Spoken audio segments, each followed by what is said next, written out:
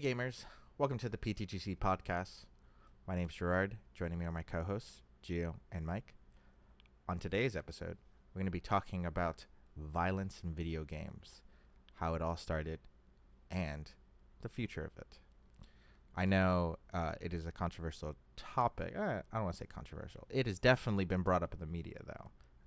One of the main points that media has on video games is it is too violent for our children and is brainwashing them to be more violent. What are you guys' takes on that? Do you want to go first, Mike, or you want me? You go first. All right. I would say it's kind of one of those tricky situations. I mean, honestly, for me, I didn't feel like violence in video games did anything for me other than an entertainment aspect of it. It never, I wouldn't say it made me in any way think that stuff was okay to do in a normal world or ever influenced me to think to do things like that growing up in our experiences with video games. So it's one of those things. I can't say it affects everybody the same way and everybody thinks that way or knows right from wrong. And, so I'll also say that that's why they have ratings, right? That's why you're supposed to follow those guides. So when you're mature enough to understand that you shouldn't be doing those kind of things, and this game is the game is just for entertainment purposes, then that's when you should be playing those games. Is when you can understand that and comprehend that. If you can't, then you probably shouldn't be playing those games. But then again, that comes down to also the parents having the responsibility of making sure they, they're in touch somehow. Like we've discussed this before. Obviously, parents can't be there 24/7 and watch every single thing they play, or be at their friend's house and know what they're playing. So I get that aspect also. I just, like I said, for me in a personal experience, and I can only speak for my personal experience, and then being around you guys and other gamers, I've never seen any of us become more violent or think that violence was the answer or okay to do because of a video game. It just never happened that way. I mean, is there an argument that games has become a little bit more violent and more gory? Yeah, because the games have evolved, and now you see what's going on. Rampage. I mean, GTA, going around just doing what you want. Of course, there's a difference, a line between fiction and reality, but sometimes there are cases maybe where they can blur the line and maybe influence somebody that's easily influenced. But like I said, like Gio said, there are ratings, and it should be kind of the gaming industry is trying to at least try to give, I guess, the warning that where the ratings is. So, but it is an onus on the parents and the individual, because like Gio said, when we were growing up, when I'm growing up, I know I shouldn't be doing what I could do in a video game. I know that it's fiction, but that's not always the case, with everybody, because everybody could perceive it differently than how I would perceive it. So, yeah, I think violence in games has become a little. I do think it has become a little too extreme. Especially like I said, games evolving and the technology that there is than how it was prior. But I believe that violence in games is just never going to change. I think it's just keep teaching, and let people know that this is the fiction, not reality. I Yeah, think that's the thing to do. yeah, and I will agree. And I have like some points that both of you mentioned. One I wanted to clarify. We are more violent in that we get very mad for lag, but we are not wanting to do violent things. Lag exists, and that's how you determine how angry someone can be. That is a determining factor on the potential of anger for that person. But you guys both brought up the rating system, and I do feel like that kind of is one of those things where video games not video games didn't always have a rating system, obviously. When it first came out, ratings were non-existent. They didn't know what kind of games. Even in the beginning of the video game scene of video game creation and development, it was majority porn games or like very risk games that existed, and it like literally crashed the market. It's like one of the reasons why games almost died completely and fell out of favor, because there was no management, there was no oversight on video games at all, and people, the perverts and the horny dogs that they are, was like, oh, if I can make a video game, I want it to be a sex video game. And people are like, not only is this game not good, it is definitely not suitable for children.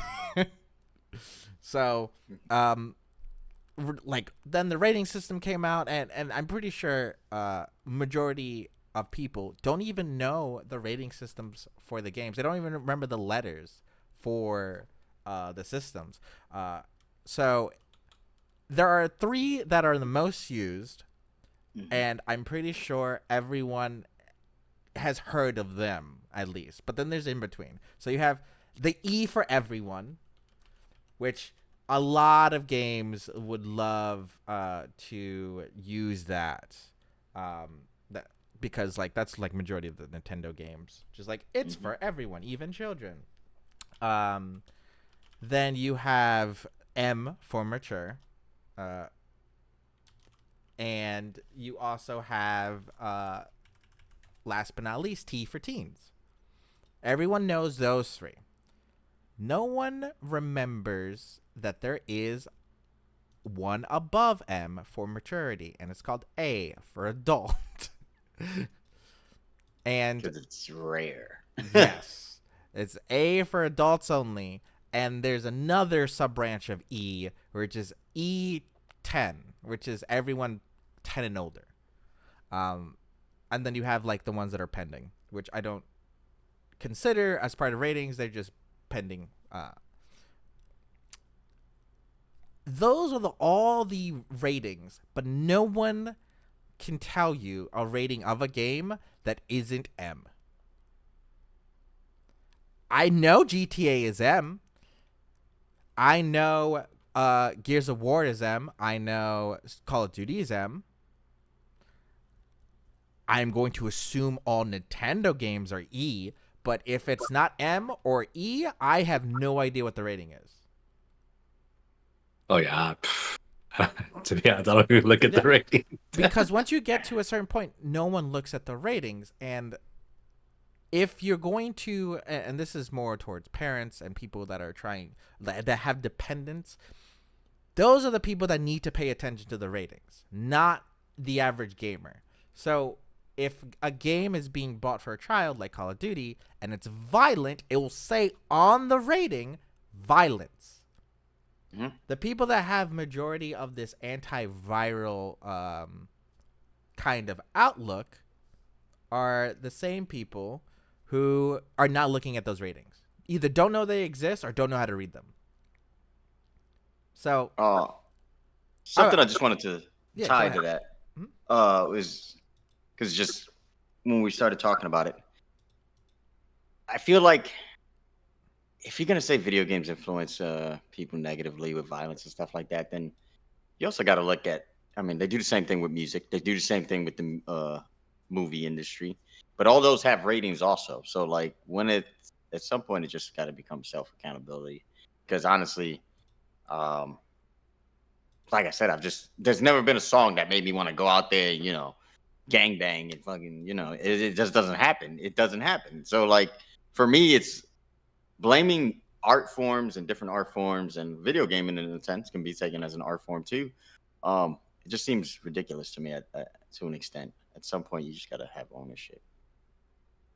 Yeah, I agree. And that the rating system you both brought up exists, but no one really pays attention to it, which draws me to another point, like the reasons why the rating system was created. Because obviously, if you were a gamer, you are very aware of the Mortal Kombat's versions, the Gears of War, the like Call of Duties, games that are brought up in the media for being too violent. And I wanted to know your point of view on not only those games, but just games as a broad thing. What would be too violent to be put into a video game? What would be the point where, like, that may be too violent for a game? Or better yet, how about what would make a game, just from violence alone, M-rated or above? I think for me, as I kind of yeah. mentioned to you this off camera, was it really depended on the situation and what the game is trying to capture in the moment in the scene that it's doing per se. So like if you think about it, there's certain movies where like honestly I just get uncomfortable and I can't see certain things because I just it strikes a nerve, right? So like when they do movies about like you know crazy intense like domestic violence, or rape scenes or something like just something that's really like it happens, but it's like it makes you feel really uncomfortable about it because it's a terrible thing. You don't want people to go through it, and you don't want them to not put some realism in the movie, but this feels like sometimes you can leave some stuff out. I feel like if video games push that line, which I haven't come across yet where I felt uncomfortable in a game, then I would say that'd be too much. But everybody's line is different, and what makes them feel uncomfortable. You know what I mean? Maybe what we play games where we're so used to playing like zombies where body parts are flying off, it doesn't do nothing to us. It doesn't phase us, but that might make somebody else uncomfortable. It might cringe or whatever. So I really just think it's subjective on that as well. Oh yeah, I think it's just depending on how much of you can take, personal tolerance of it. Like, I mean, I wouldn't want to, like, you bring up movies like sex trafficking of kids. I don't want to see that, man. That's just wrong, right? That's crossing. I felt definitely the line. Like, if that make a storyline on a freaking video game, I'm probably not gonna play it, just for that fact. Yeah, like because GTA pushes a lot of boundaries, but GTA doesn't do anything like that. You know what I mean? Even then, I would be like, GTA, I don't know about that. You went too far. Like, even if it's true and it happens, and because they deal with a lot of because you play a lot of bad guys and people that do drug dealing and stuff like that. But if they put that element into the game, even though that is a part of that world, I'll be like, nah, you could have left that out.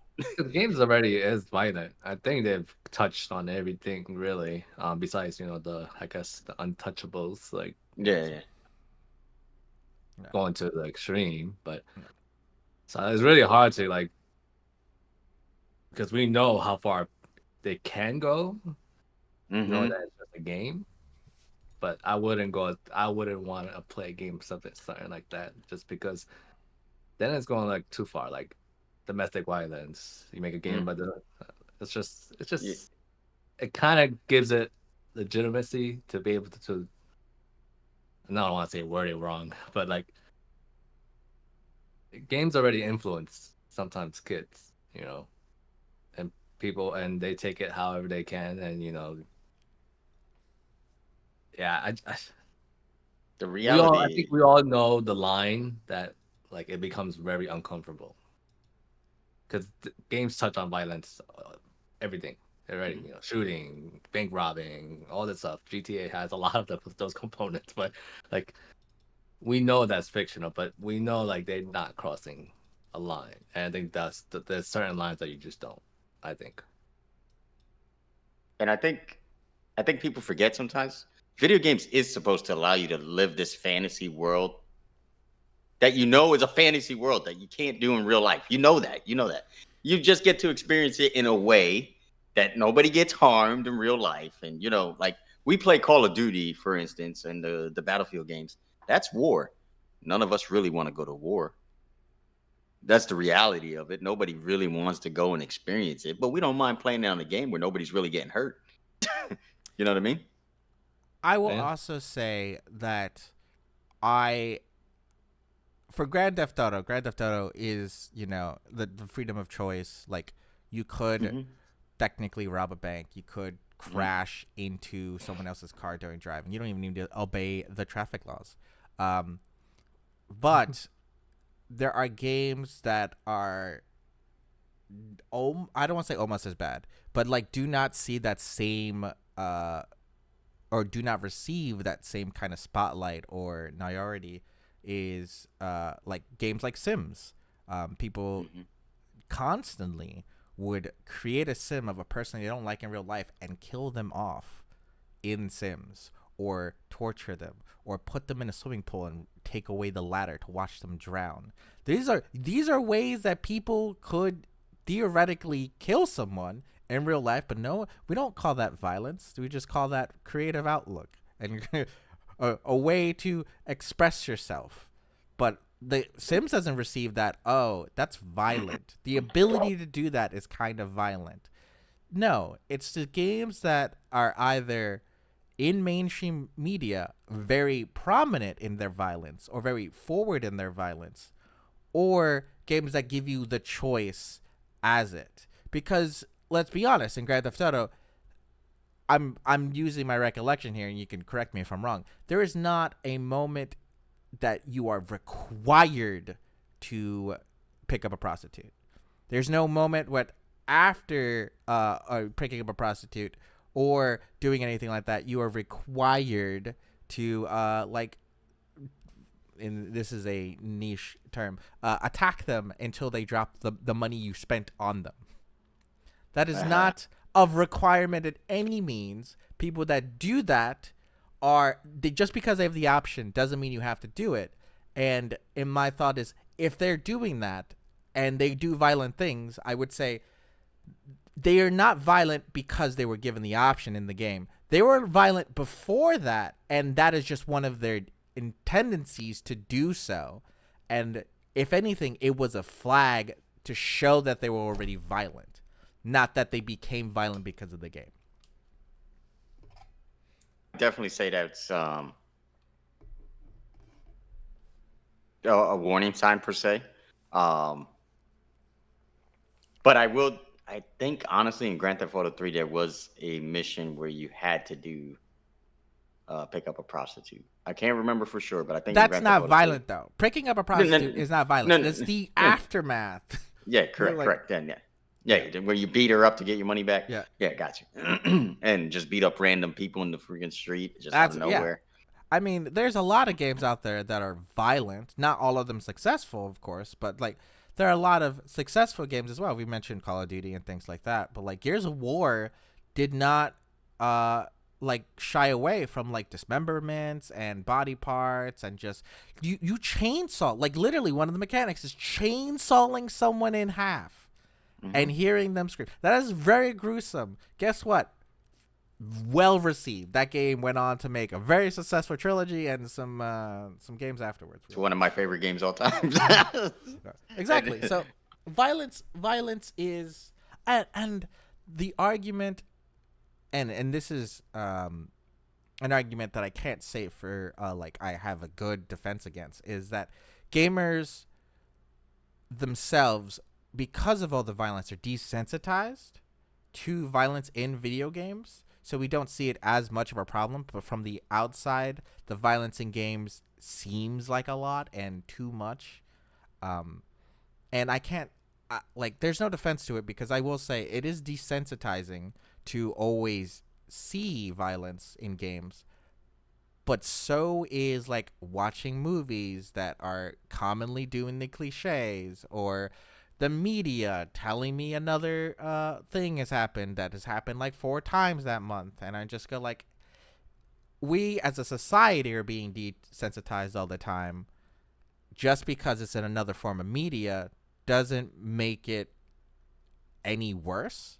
It is just as bad as the rest of it, of all the other desensitizing things.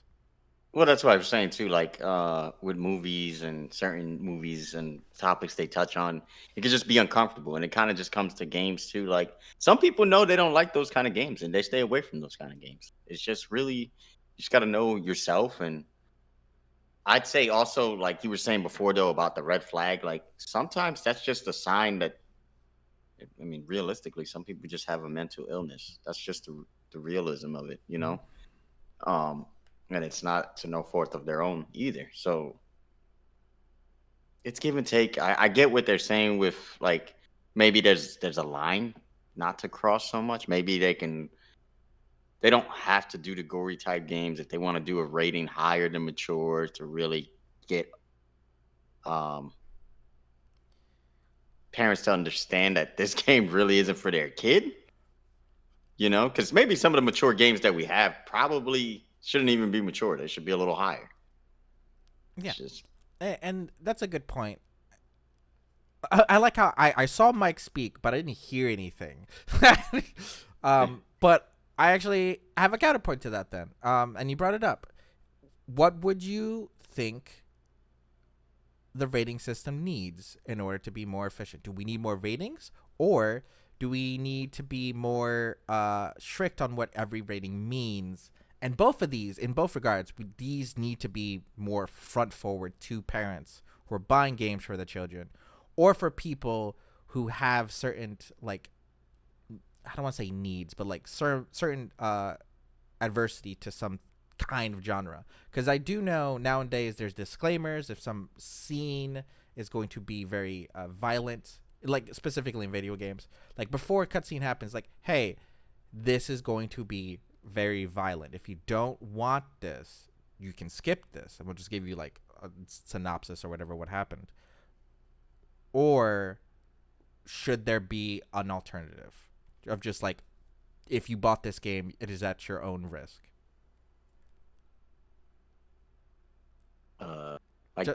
Mike, you're muted.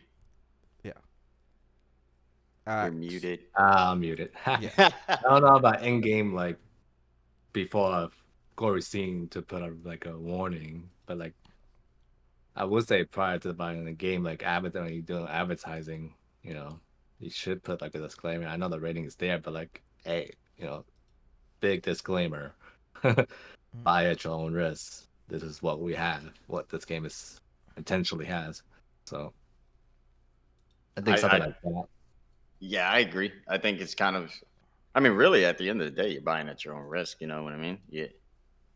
You know, when you hear about a movie, you're going at your own risk. Like if you think about some of the gory movies and like that movie I told you guys about, Sound of Freedom, I think it was called, which was about the children and the sex trafficking and stuff. That was really hard to get through for me. That was really hard. And there was nothing violent really about the movie, but you knew what was taking place. There was some scenes, you know, action scenes or something like that. But just the story and just what was taking place. And they didn't really have to show you anything, but the way you could tell how the scene was being perceived of what was taking place, even that just made you feel uncomfortable. You know what I mean? So like with the video games, you really just got to know what you have a stomach for and what you know your taste is and what you're looking out for a video game. Like, what are you looking out of this game, like to get out of this game? So we all play games for different reasons, and we're into different games for different reasons. So it's just up to you. And I think the rating system would help at least eliminate that or make parents pay more closer attention. Because if there's a new rating that's kind of like out there and there's like more warnings before you purchase it, like, are you sure you want to purchase this game kind of deal? Like, especially because, you know, like you said, parents sometimes buy it for the kids. They don't realize what's exactly in the game. But if you have a couple disclaimers or like something that really stands out from what they're not used to seeing when they're going through the purchasing process, you know, like even like some kind of sign off kind of deal, you know what I mean? Or maybe like when you're buying a game, the store clerk, I mean, it may not be their responsibility, but like put an onus to having like the store clerk, hey, look, this game is violent for kids. Are you sure you want to buy it? Especially if they see like a kid next to them. But I think that's a hard fine line because you can't. You don't want to tell nobody, the parent. Huh? I mean, they still do it. Like I know and this is a relic of lost ages. When you go to GameStop and you go to buy a mature game, they always, well, at least used to, always say, hey, you need to provide an ID if it's M. And if you're buying this for your child, I need to let you know that this is a mature game. It's not something for children. They would go through those 2 steps. And if you say, yeah, I'm going to buy it still, they just go through the transaction. They handle it the same way as if you would do alcohol. If you went to go buy beer, you just look at your ID, make sure you're of age. If you're next to a minor, they won't sell it to you because you could be selling it you should be giving it to the minor. So in the same way, if we're going to buy a mature game, if they do the exact same with alcohol, it doesn't. It still, alcohol is abused every day by minors. So it's going to fall under the same thing. I don't think a rating system is going to fix that problem. We just need to be more in this regard. More like the responsibility should be on the parents. If they are under the age to play a mature game, it is a responsibility of the parent to make sure, one, that they don't play it unless they are ready for it. And 2, let them know that the game and the real world are 2 separate things. It is the parents' responsibility to separate reality from fantasy in all regards. They can play mature games if you know they can handle it, but you should make sure at all times, like, hey, I don't care if you play it at someone else's house. Just make sure you know a video game is a video game and real life is real life. Do not mix the 2. I mean, you could say that as the onus of the parents, but honestly, is it really working if we're still having this conversation?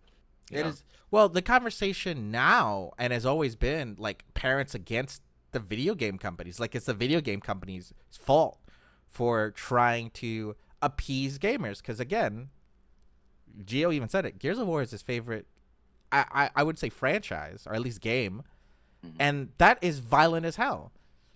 They made the game violent because people like Gio would like to play that game.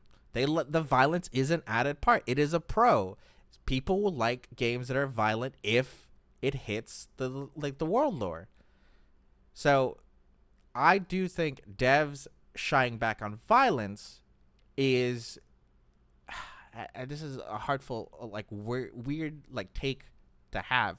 It removes the potential from a lot of games. You've reduced the creativity of a developer if they're not allowed to be as violent. So, and I think that's why I wanted to give the responsibility to parents. But I also think it's important to understand that there's so many games out there that don't have violence. You don't really have to play those kind of games. You just have to know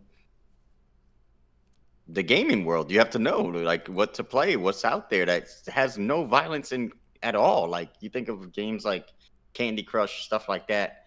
There's so many different games out there. Don't bring up a gacha. We just had video game addiction.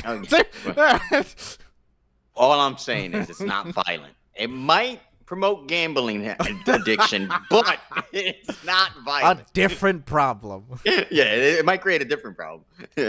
But I think that's the thing, we were saying though. So I get what Mike's saying too. It's really hard, with to put it. You can't put it all on the parents by any means. But at the same time, I got to say this because I feel like parents find something to blame all the time, whether it's the music industry, video games, movies. There's something they blame something. And it's at some point you got to take some accountability too. You didn't know either what was really going on in these games or what was really in that movie. So you're at fault for them seeing that or playing those games. And like I said, I understand if they go to a friend's house and stuff like that. But if you allow your kid to go at a friend's house, you got to understand you're also taking a risk because you're not going to be there to monitor what they're doing. So that's still on you. I think that was a very informative conversation. We can be talking about this to the end because, again, this is controversial and it is still a thing that we face in the gaming industry today. Does anyone have any closing statements before we sign off? Anything you'd like to add before? I don't want no violence in here. Yeah, don't jump all at once. I just want you to know I'm going to play a violent game right after we get off. Okay, let's calm it down. But he's not wrong. He's not. All right. Want to play a violent game afterwards, but yeah. Apex, baby. Thank you guys for watching. We hope to see you next time. Peace. Later. Thank you for watching this episode of the Part-Time Gamers podcast. Be sure to like the video and subscribe to our channel for more content like this.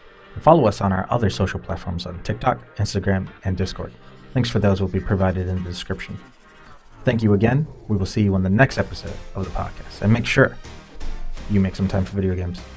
Peace.